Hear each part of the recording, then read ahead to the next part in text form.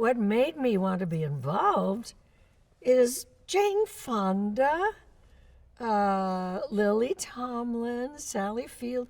What could be bad?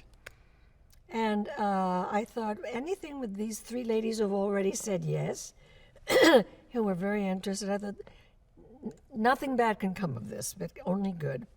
And it's turned out to be exactly that. It's remarkable to work with them. When we first meet Maura, her husband's probably been passed away about a couple of months, so she's still really grieving. And she cries at the drop of a hat. And one of the, well, it's not a gag, but you know, every time she goes, there's Jane Fonda handing her a box of Kleenex. And she's the one who dresses outlandishly, truly outlandish. It's not the Housewives of, but it's kind of there without being truly vulgar. And you're always surprised to see what she's wearing, and that's fun, because the women, being women, and I mean that in the most non-pejorative way, love to see costumes, and I'm the only one who really gets to wear costumes. And Allison Fanger, who did all the costumes for Grace and Frankie, dressed all of us. And of course, she dressed my character, and we had more fun. Okay, that's not big enough, that necklace. What can we find? Oh, that's really good, an earring like this. You know, that kind of thing. It's fun. It's about how women get along with each other. And what's good about it is that they're not always angels with each other. They have their disagreements. Maura is kind of impossible in some ways, because she says things like, I'm sipping my tea. And one of the other characters, well, you mean you were drinking it? She said, drinking is vulgar. I sip. It's like, excuse me, la-di-da. So she's a bit of a pain in the arse, but they all are in their own ways. I mean, that's the fun of it. What's so wonderful about being our age is I am 90. We are what we are. And that's what I think makes the film so wonderfully relevant right now. We ain't chicks. We ain't chickens.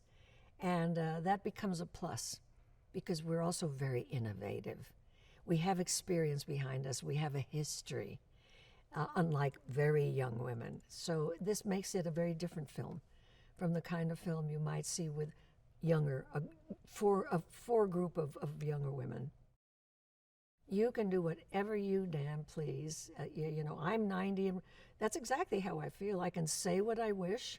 I can get into terrible trouble, and I have already. You know, I have a big mouth. I'm kind of known for my big mouth, but I prefer to tell it as it is.